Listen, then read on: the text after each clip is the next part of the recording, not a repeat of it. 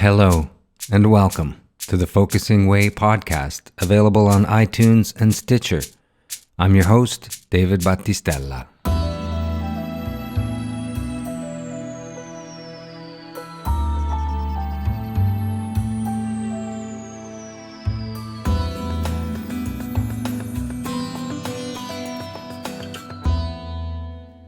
Weiser Cornell was getting her PhD in linguistics at the University of Chicago when she met and studied with Eugene Gendlin, the originator of focusing, starting in 1972. Learning focusing with him has led to a lifelong process of discovery and personal development. In 1980, Eugene Gendlin invited Anne to assist with his focusing workshops. This started her on a path to become a focusing teacher, and in 1990, Anne became the first person to support herself full-time as a focusing teacher. Today, Anne is internationally recognized as one of the leading innovators of focusing. She's taught focusing in 18 countries, and her focusing books and manuals have been translated into 7 other languages.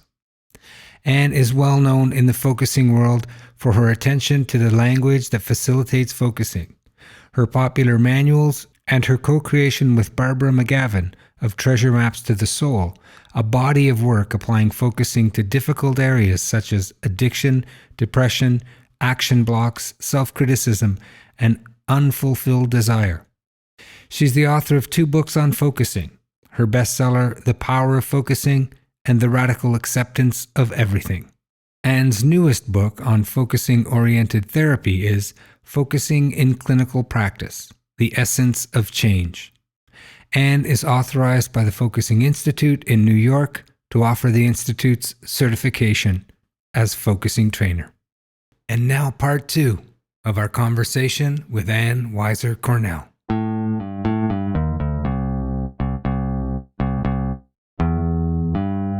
And you've touched on 2 really key things, stopped process, and earlier you talked about being identified with parts. And I was just wondering if you could just share a little bit about how much of an impact it has on a person's life when they are identified with a part of themselves, and that moment when they, in self and presence, realize that that is only a part of themselves and not fully, really, entirely them. Yeah. Well, when we are identified with a part, we're not really free, because parts have a limited viewpoint. They only see partial aspects of a situation and can only react to partial aspects. And there's an inner war that emerges because other parts can see that the attempts to live other parts can see that the first part's attempts to live are problematic. So they emerge trying to stop or solve the resulting problems. And then there's an inner war because, for instance, in an addictive pattern, something wants to do the action, whether it's drinking alcohol, smoking cigarettes, staying up late, playing computer games, whatever it might be. Something wants to do it and does it impulsively, indulgently, repetitively, and it seemingly in an out of control way. There's another part of us quite worried about the situation, saying this is unhealthy, I'm not getting enough sleep, or I'm embarrassing myself, or whatever. But that other part doesn't have the power to stop it. And what was like for me when I was using alcohol addictively would be I would be sort of serially identified with one part or another. If I was identified with the part that wanted to drink, then I'd be out buying the wine for the day. And if I was identified with the part that was worried about that, I'd be full of shame. I'd be saying harsh things to myself, like, that's not a very enlightened thing to do. What if anybody knew you were doing this?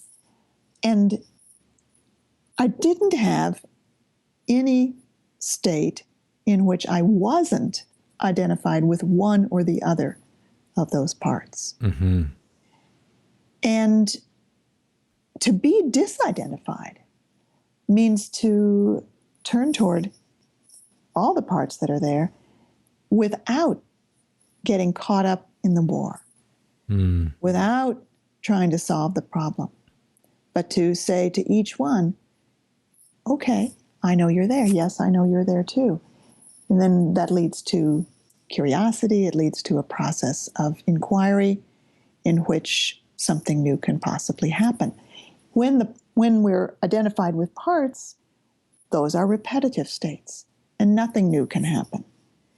And then that itself leads to experiences of helplessness and even despair, certainly frustration, because there's a longing, there's a observation that something's really wrong, that this whole situation is a stuck situation. It's not leading to full life unfolding, but nobody inside the pattern, Barbara and I call it a tangle, nobody inside there can do anything about it. And so this ability to be self in presence, as we call it, to not be identified with any part, be the space in which the parts exist, is what makes all the difference. It's what allows, it's the atmosphere or the environment that allows the actual healing of the stuck situation to occur. Can you describe that moment where those internal parts resolved for you while you were dealing with that particular tangle? Let's say it was alcoholism, and what the bodily feeling was, and what you felt when you knew the moment of discovery. Do you remember it? Well, I'll do my best. I don't know. Well, let's try. What was odd about working with the part that wanted to drink is that it didn't give me a strong bodily feeling at first. First of all, I had already quit drinking, at least temporarily, because of a series of spiritual experiences. Mm-hmm. And then, which resulted in me facing that I had been drinking alcohol addictively, which brought a lot of shame. So I would say at this time, when I was doing focusing on it, which was right after it happened, right after the realization happened that I'd been using alcohol addictively, and therefore I needed to stop, I was mostly feeling shame. But I had the idea, and I think I was right, that a real pivot was the part that still wanted to drink.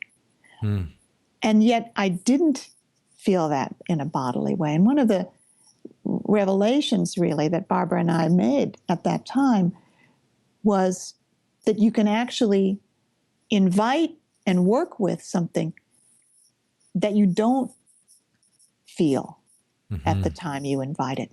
Previously, in the focusing we'd done before then, we felt focusing as being with something that you feel in your body.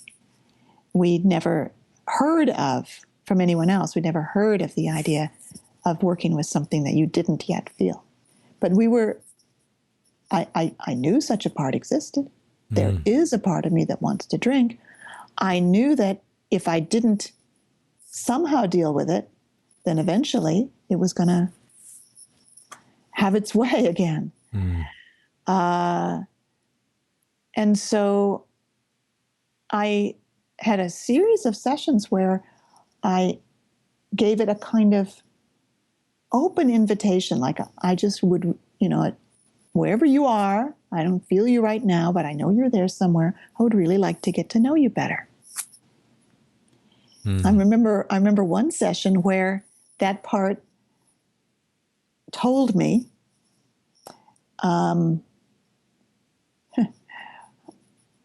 how good Chardonnay tastes.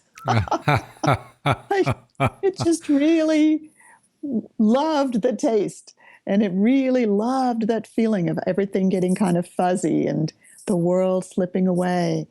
And when I say it told me that, I don't mean that I heard voices inside, but it was more like an inner revealing through memories and images. Oh, yeah, like, oh, no wonder it wants me to have that kind of pleasure, as it called it. But then I had another session where I said, okay, I'd love to get to know what you really want.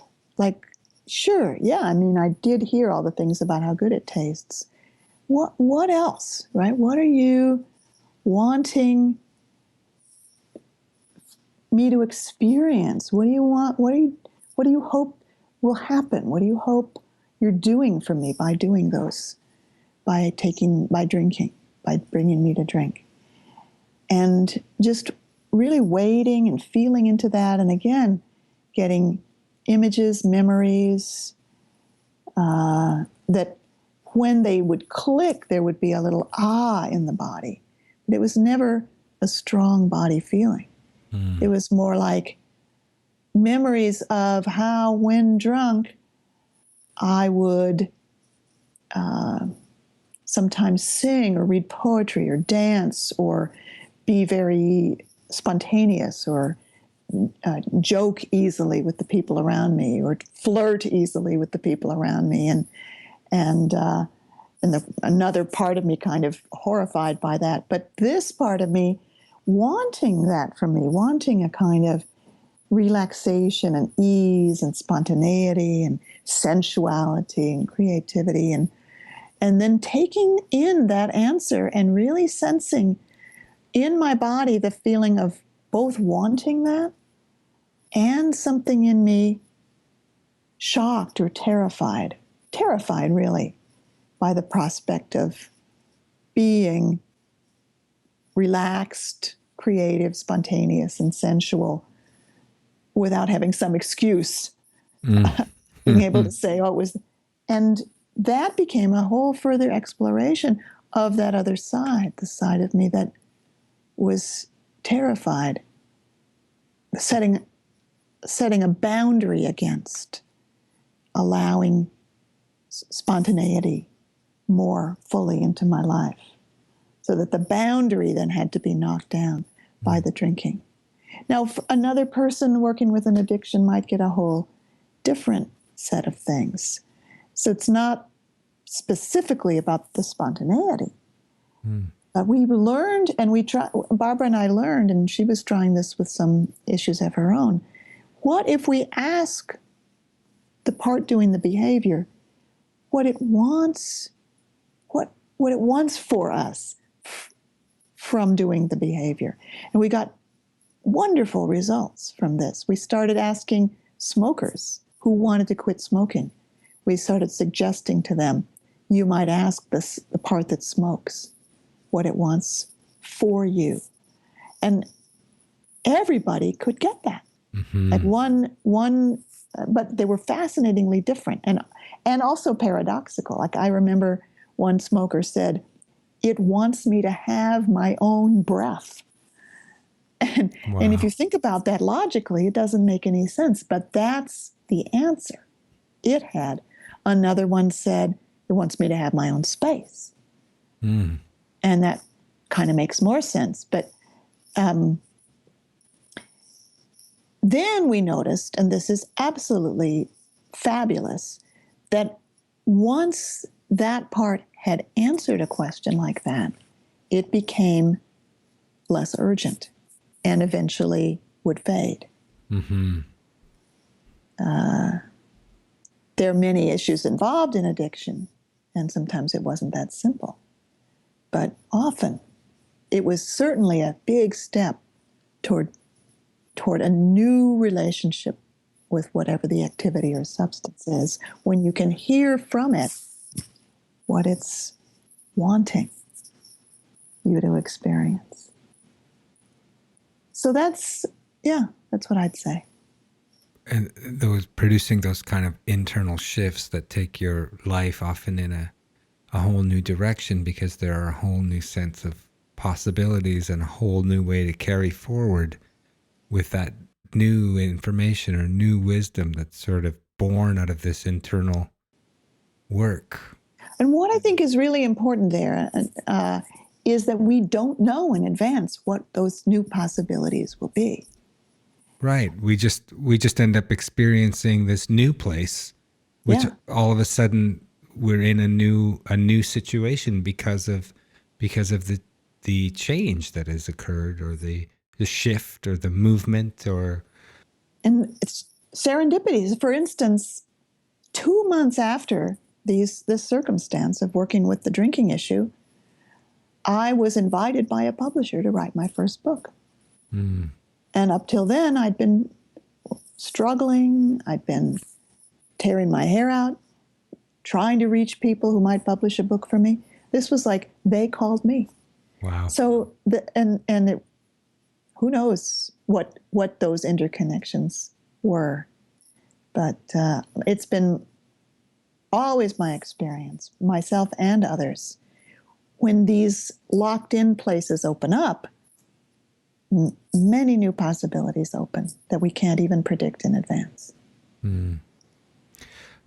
I can only sort of, the amount that you're sharing personally is amazing, for your own personal experiences, and not only your experiences, but your process. But you've also been in this position, and I've experienced this, of sort of privilege of being present when someone else's process, we don't even comment on it really. We would never comment on it to the other person, but we, as focusers, understand when someone's had that kind of experience. Can you talk a little bit about the kinds of changes you've witnessed with people because or while they were focusing, or because of focusing? I can't be specific, not just because of confidentiality, but because I don't have the kind of memory that keeps a hold of things like that. But I have seen this kind of change over and over again. It's beautiful.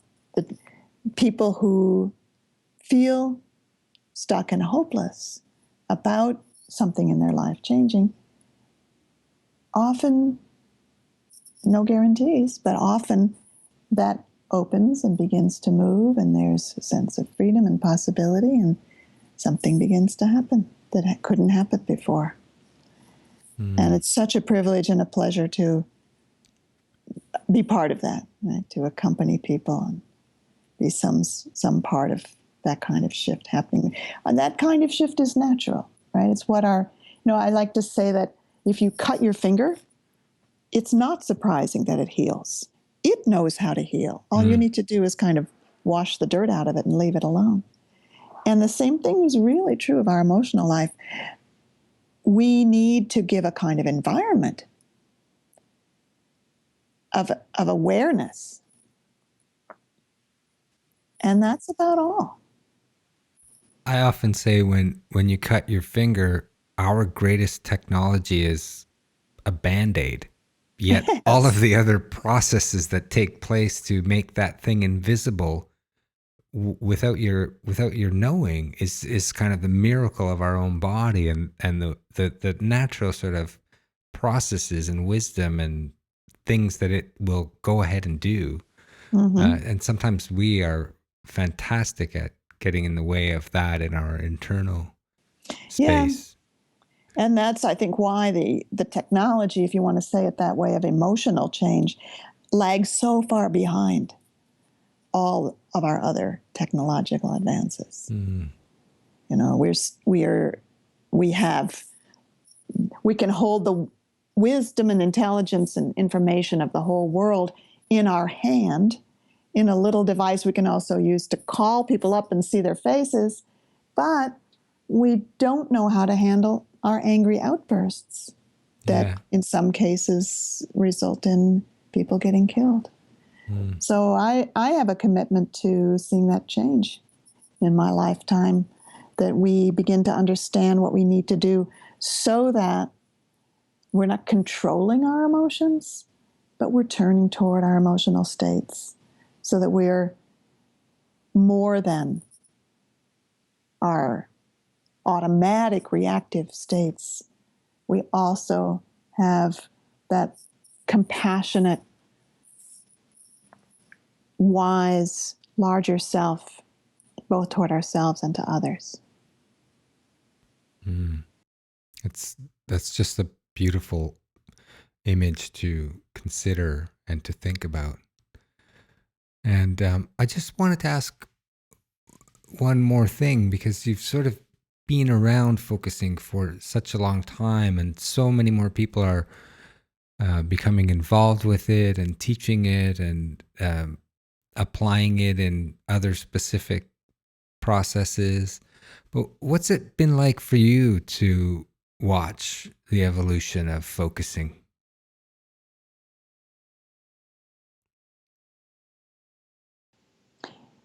I am glad there's more people now than there were. On the other hand, I still see focusing as a well-kept secret. In other words, we don't intend focusing to be secret, but I really wish many more people knew about it. So we haven't had our 100th monkey threshold. We haven't crossed that border where enough people know about it that it has its own momentum. That's also something I'd like to see in my lifetime. Me too. That's something I'm really committed to as well. Great. Very good. I want as many people to know about presence language and turning toward and being with the parts of us in, to use your term, a radical and accepting way. And David, in my lifetime already, I've seen that happen with yoga and meditation. Yeah. So I would like to see focusing take that same step of being something people know about, know is available, and it becomes part of a vocabulary that is people learn in school, or doctors say, you might want to try this if you're stressed. So that's my wish. I think that's a beautiful, beautiful sentiment for us to close our conversation today, unless, of course, there's anything else you wanted to add. No, thanks. That sounds very, it seems very complete, and thank you so much for your thoughtful questions. I would like to thank you very much, not only for being such a magnificent mentor and teacher, but for taking the time to participate in this, my work with focusing, trying to do my part to bring it to as many people's ears as I can. So thank you very much. My pleasure.